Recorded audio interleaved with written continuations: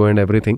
علم کا بھی بہت گہرا اصل میں قیادت کے لیے عام طور پہ لوگوں کا خیال یہ ہوتا ہے, اور یہی خیال بنی اسرائیل کا تھا, اس جو آپ طالوت کی بات کر رہے ہیں کہ ان کا خیال تھا, دو چیزیں عام طور پہ بنیاد سمجھی جاتی ہیں قیادت کرنے کے لیے یا ملک کی باغ ڈور ہاتھ میں لینے کے لیے یا عمارت کے لیے. وہ ایک دولت ہے اور ایک نسل ہے. آپ خاص نسل سے ہوں, خاص خاندان سے ہوں, اور آپ دولت مند ہوں, یہ دو چیزیں ہوں تو پھر سمجھا جاتا ہے کہ آپ وہ بیسک کوالیفیکیشن پوری کرتے ہیں کہ جب آپ کو جو ہے وہ مل جائے. تو یہی بیسک کوالیفیکیشن سمجھی تھی بنی اسرائیل نے, اور انہوں نے اسی لیے اعتراض کیا تھا. انہوں نے کہا تھا کہ ان کو مال کے اندر بھی ان کو کوئی ہم سے جو ہے وہ فوقیت نہیں دی گئی, اور نسلی طور پر بھی اس نسل میں سے نہیں تھے جس کو یہودی جو ہیں وہ اپنے میں سے برتر نسل سمجھتے تھے, اس میں سے نہیں تھے, لہٰذا قبیلے کے اعتبار سے بھی اس میں سے نہیں, دولت بھی ان کے پاس نہیں, تو کس لیے ان کو جو ہے وہ ہمارے اوپر فوقیت دی گئی. اس کا جواب دیا گیا کہ تم جن دو چیزوں کو بنیاد بنا رہے ہو وہ بنیاد ہی غلط ہے. بنیاد ہے جسم اور یعنی جسمانی قوت اور علم. جس کے پاس بسطۃ فی العلم والجسم, جس کے پاس علم ہے اور جس کے پاس جسمانی قوت ہے, یہ دو بنیادیں ہیں, اور اس بنیاد پر طالوت کو جو ہے وہ امیر بنایا گیا ہے اور بادشاہ بنایا گیا ہے. تو اس کا مطلب یہ ہوا کہ اگر مسلمانوں نے کوئی کامیابیاں حاصل کرنی ہیں تو ان کو بھی اپنی قیادت کی بنیادیں چینج کرنی پڑیں گی. اگر یہ بنیادیں ہماری بھی نسل اور دولت ہے تو پھر ہم کبھی کامیابی حاصل نہیں کر سکتے. کامیابی اگر حاصل کرنی ہے تو ہمیں بھی قیادت, علم اور جسمانی قوت, یعنی جسمانی قوت سے مراد صرف یہ نہیں ہے کہ بندہ ڈیل ڈول کا تگڑا ہو, مطلب اس میں جسمانی صلاحیتیں زیادہ ہوں, جسمانی طور پر بھی صلاحیتیں ہوں, اور وہ کامل آدمی ہو, اور اس کے اندر اللہ تعالیٰ نے جتنی صلاحیتیں ایک انسان کے اندر دی ہوئی ہوں وہ بھرپور اس کے اندر ہوں, اور دوسرا یہ کہ علم بھی اس کے پاس بھرپور ہو. تو علم اور جسم, اس لیے فرمایا بسطۃ فی العلم. زبردست. تو یہ آپ نے شروع میں ایک حدیث بھی بتائی کہ شام کے ساتھ جڑے رہو اس ٹائم پہ, اس سے کیا مراد ہے جڑنے سے؟ وہاں شفٹ ہو جاؤ وہاں. اچھا, یہ بہرحال اس کے بارے میں علماء نے مختلف باتیں کہی ہیں. مثلا ایک حدیث میں آتا ہے کہ حضرموت یا حضرموت کے دریا میں سے آگ نکلے گی. صحیح. اب یہ کہاں سے آگ نکلے گی واللہ عالم. وہ ایک علاقہ ہے عرب کا حضرموت, وہاں سے آگ نکلے گی, وہ لوگوں کو دھکیل دے گی شام کی طرف. اچھا, شام کی طرف دھکیل دے گی. اب اس کا مطلب یہ ہے کہ لوگ جو ہیں وہ زبردستی شام کی طرف دھکیلے جائیں گے, اور شام جا کے اصل تو وہاں پہ جا کے پھر مارکا برپا ہونا ہے, اور لوگ زبردستی دھکیلے جائیں گے. یا پھر یہ ہے کہ کوئی ایسا فتنہ ہے, آگ سے مراد کوئی ایسا فتنہ ہے کہ لوگ مجبور ہو جائیں گے کہ وہ یہاں سے نکل کر شام چلے جائیں. صحیح. اور اس لیے ان حدیث کو سامنے رکھتے ہوئے علماء نے یہ کہا ہے کہ اس سے یہ استحباب ثابت ہوتا ہے کہ لوگ اگر مائیگریٹ کر کے شام جا سکیں تو ان کو شام چلے جانا چاہیے. اور شام سے مراد ونس اگین میں یہ کہوں گا کہ وہ سیریا نہیں ہے, یا جس کو ہم سوریا کہتے ہیں, یہ نہیں ہے صرف, یہ بھی اس میں شامل ہے, اور اس میں اردن کا علاقہ بھی شامل ہے, اس میں فلسطین کا علاقہ بھی شامل ہے, اس میں لبنان کا علاقہ بھی شامل ہے, اس میں قبرص کا کچھ علاقہ بھی شامل ہے, اس میں ایک صوبہ جو ہے وہ ترکی کا بھی شامل ہے. تو وہاں جانا چاہیے. یہ اگر کوئی جا سکے تو وہ جانا چاہیے. استحباب ہے, اس کے اندر کوئی لازمی نہیں ہے. نبی پاک صلی اللہ علیہ وسلم نے حکم نہیں فرمایا. اگر وہاں جانا ضروری ہوتا اور یہ ہجرت ضروری ہوتی, بعض اوقات دو ہجرتوں کا بھی ایک حدیث کے اندر ذکر ہے کہ وہ جو ہجرت مدینہ ہوئی تھی اس ہجرت کے بعد ایک اور ہجرت ہوگی, اور وہ جو ہجرت ہوگی وہ بھی اسی طرح سے ایمان کی بنیاد ہوگی, ایمان کی بنیاد پہ ہوگی جس طرح سے ہجرت مدینہ ہوئی تھی. تو اس ہجرت سے مراد بھی ہجرت الی الشام جو ہے وہ یہی مراد لیا جاتا ہے. واللہ اعلم. بالکل صحیح. اور یہ مستقبل کی باتیں ہیں, اس کے بارے میں آپ یہ کوئی حتمی بات نہیں کر سکتے. بالکل میں سمجھ رہا ہوں. اور اس سے یہ بھی مراد لی جا سکتی ہے کہ وہاں جو جماعت جہاد کر رہی ہے جس کے ساتھ اللہ کی مدد ہے تو ان کے ساتھ بھی شامل ہونے کی کوشش کی جائے. بالکل ہونی چاہیے. دیکھیں وہ جو جب تک امام مہدی نہیں آتے کنفیوژن اس وقت تک ہے. بالکل ٹھیک. جب امام مہدی کا ظہور ہو جاتا ہے تو پھر اس کے بعد کنفیوژن ختم ہو جائے گا. پھر تو سب کو امام مہدی کی بیعت کرنی پڑے گی. جو نہیں کرے گا وہ نکل گیا. ٹھیک ہے. اور ان کی بیعت جو ہے وہ جہاد پر ہوگی. وہ کلیئر کٹ حدیث کے اندر آتا ہے کہ وہ کہیں گے کہ اگر میری بیعت, ویسے تو وہ بیعت کرنے سے ویسے گریز کریں گے, لیکن جب وہ لوگ کہیں گے کہ ہم نے لازماً آپ کی بیعت کرنی ہے تو وہ یہ کہیں گے کہ بیعت اگر کرنی ہے تو پھر صرف اور صرف جہاد پر کرنی. تو جہاد پر جب بیعت ہوگی تو پھر میرے اور آپ میں سے کون کون جہاد پر بیعت کر سکتا ہے؟ ہم تو یہاں پوڈ کاسٹ ہی کر سکتے ہیں. تو جب ہمارے اندر کوئی قوت ہوگی, کوئی موٹیویشن ہوگی, کوئی ہم نے ٹریننگ لی ہوگی, یا ہمارے اندر کوئی ان کے ساتھ مل کے دیکھیں. آج آپ غزہ کے حالات دیکھیں نا, آپ دیکھیں شام کے اندر کیا کچھ ہو رہا ہے, اور جو کس طرح سے ان لوگوں نے جو ہے اپنی زندگیاں اس کے اندر لگائی ہیں. تو ہم اگر اس طرح سے زندگیاں لگانے کے لیے تیار ہوں گے تو امام مہدی کی بیعت کریں گے. بالکل صحیح. اور کیونکہ اس کے بعد تو پھر ملحمہ ہے, خروج الملحمہ, صحیح, اور خروج الملحمہ جب ہو جائے گا تو پھر تو آل اوور دا ورلڈ جنگ ہوگی, ایسے پھر تو ایک ورلڈ وار 3 ٹائپ سچویشن. اور وہ جو جنگ ہے اس میں ظاہر ہے آپ کو حصہ لینا پڑے گا, نہیں حصہ لیں گے تو آپ ختم ہو جائیں گے, مار دیے جائیں گے.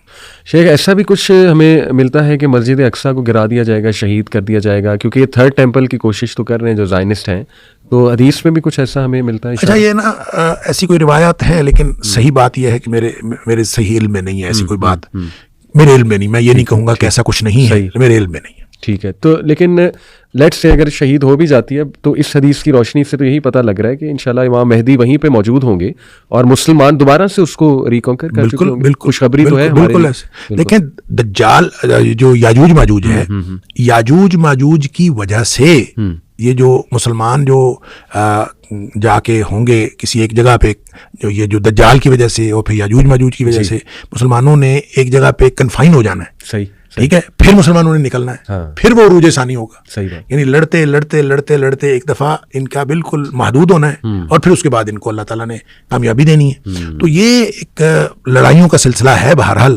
اور اس کا آغاز میں سمجھتا ہوں جو شام سے ہو چکا ہے. یعنی یہ جو اب ہم کہہ رہے ہیں کہ یہ جو اس وقت صورتحال ہے شام کی, تو اس کو بہرحال خوشی تو منائی جا رہی ہے کہ اس میں مجاہدین کو اللہ تعالیٰ نے کامیابی دی, اور مجاہدین وہ کہے جا رہے ہیں جو اینٹی اسٹیٹ تھے. صحیح, ٹھیک ہے, جو ان کے باغی تھے.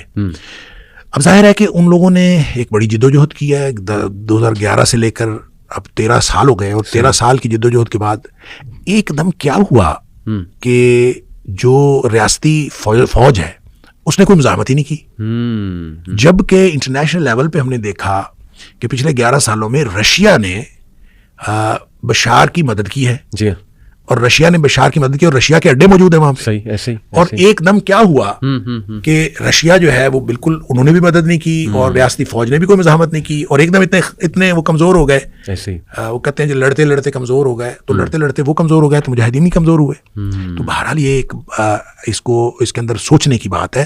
اور پھر جو وہ دوڑا ہے بشار تو وہ گیا ہے رشیا, اور جو اس میں رشیا نے بیان دیا ہے انہوں نے کہا جی ہماری آپس میں انڈرسٹینڈنگ ہوئی ہے. اچھا. اور انڈرسٹینڈنگ کے ساتھ ہم نے ان کو, رشیا نے جو بیان دیا ہے انہوں نے کہا کہ بشار حکومت ان کے سپرد کر کے آیا ہے, فرار نہیں ہوا, باقاعدہ انڈرسٹینڈنگ کے تحت اس نے ان کو دی ہے, اور یہ وہاں سے نکلا. اب دیکھیں کتنی باتیں, کتنے ifs اینڈ بٹس ہیں اس کے اندر, اور کتنے کوسچنز ہیں.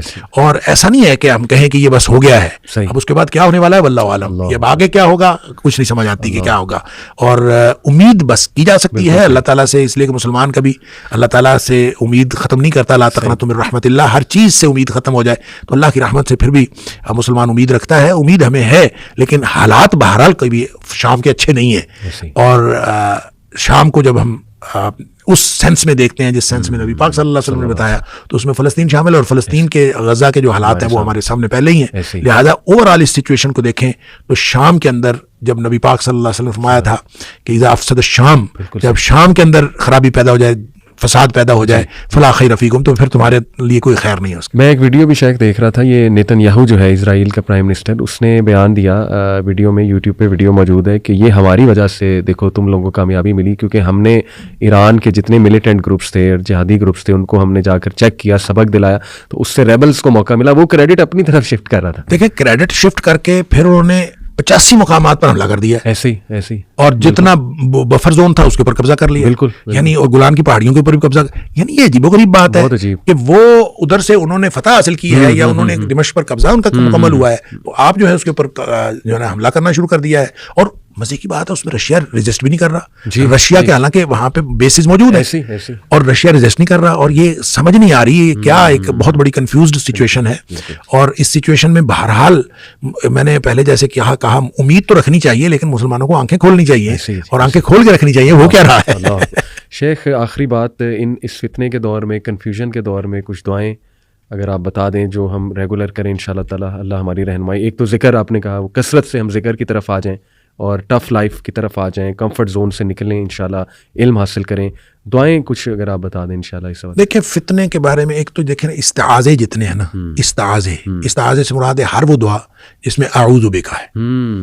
جس میں اعوذ بک اللہم انا نجعلک فی نحورہم ونعوذ بک من شرورہم. سبحان اللہ. ٹھیک ہے, تو یہ مثلا دشمن کے خوف سے نبی کریم صلی اللہ علیہ وسلم پڑھی ہے, تو آپ بھی یہ دعا پڑھیں. اس کے علاوہ اللہم انی اعوذ بک من الہم والحزن ونعوذ بک من العجز والکسل ونعوذ بک من البخل والجبن ونعوذ بک من غلبۃ الدین وقہر الرجال, لوگوں کے قہر سے. اللہم لا تسلط علینا من لا یرحمنا ولا یخافک فینا. یعنی ہر دعا کے اندر یہ جو جامع دعائیں ہیں نبی کریم صلی اللہ علیہ وسلم نے بتائیں, اس کے اندر ایسی کوئی نہ کوئی یہ بات موجود ہے کہ جس سے ہمیں ان چیزوں سے پناہ مانگنے کی ترغیب دلائی گئی ہے. تو لہٰذا جتنے بھی استعاذے ہیں ان کو یاد کرنا چاہیے. جتنی باتوں میں, جتنی دعاؤں میں اعوذ بک کا لفظ ہے نا, اللہم انی اعوذ بک, اللہم انی اعوذ بک من زوال نعمتک وتحول عافیتک وجاءت نقمتک جمیع سخطک, اللہم انی اعوذ بک من جہد البلاء ودرک الشقاء وسوء القضاء وشماتۃ الاعداء. تو جہاں جہاں اعوذ بک کا ذکر ہے وہ دعائیں یاد کرنی چاہیے, اور وہ ہر ایسے دور میں انشاءاللہ وہ دعائیں انسان کے لیے فائدہ مند ہیں. دوسرا, حضرت ابراہیم علیہ السلام کو جب ہر طرف سے باندھ کر ان کو پھینک دیا گیا تھا آگ میں, تو انہوں نے جو دعا پڑھی تھی وہ حسبی اللہ و نعم الوکیل پڑھی تھی. صحیح. تو یہ بلند ہمتی کی دعا ہے کہ آپ جب کمزور پڑھ رہے ہو نا تو آپ حسبی اللہ پڑھیں, حسبی اللہ و نعم الوکیل پڑھیں, حسبنا اللہ و نعم الوکیل پڑھیں. تو یہ دعا پڑھنی چاہیے. اسی طرح ایک دعا وہ ہے جو حدیث کے اندر, وہ جو لمبی حدیث ہے بخاری شریف کے اندر, کہ وہ آدمی جو اصحاب اخدود والا لڑکا تھا, جس لڑکے کو بادشاہ نے جادو سیکھنے کے لیے بھیجا تھا, اس نے دین کا علم سیکھ لیا اور وہ مستجاب الدعوات بن گیا. بعد میں اس کو مارنا چاہا انہوں نے, لمبی حدیث ہے, اس کے مختلف باتیں میں صرف خلاصہ پیش کر رہا ہوں. اس کو جب مارنا چاہا, اس کو پہاڑ کے اوپر لے گئے کہ پہاڑ سے اس کو نیچے پھینکیں گے, تو اس نے دعا پڑھی تھی اللہم اکفنیہم بما شئت, اللہ تو مجھے کافی ہو جائے ان کے مقابلے میں جیسے تو چاہتا ہے. لہٰذا یہ دعا بھی پڑھنی چاہیے. اللہم, ہمیں پڑھنا چاہیے, انفرادی طور پر پڑھیں تو اللہم اکفنیہم بما شئت, اور اجتماعی طور پر پڑھیں اللہم اکفناہم بما شئت. یہ دعا پڑھنی چاہیے. حق سے متعلق بھی ایک دعا ہے کہ اللہ مجھے حق دکھا اور باطل کی, اللہم ارنا الحق حقا وارزقنا اتباعہ وارنا الباطل باطلا وارزقنا اجتنابہ. اللہ مجھے حق دکھا, حق کو حق کر کے دکھا اور مجھے اس کی اتباع کرنے کی توفیق عطا فرما, اور باطل کو باطل کر کے دکھا اور مجھے اس سے بچنے کی توفیق عطا فرما. بہت خوبصورت دعائیں شیخ, جزاک اللہ خیر. دعا بھی کیجیے گا ہم سب کے لیے. اللہ تعالیٰ ہم سب کو راہ راست پہ رکھے, اللہ تعالیٰ ہم سب کو ہدایت دے اور ہدایت پر قائم رکھے. آمین آمین. بہت شکریہ آپ کا, کلیئرٹی ہوگی امید ہے آڈینس کو. جزاک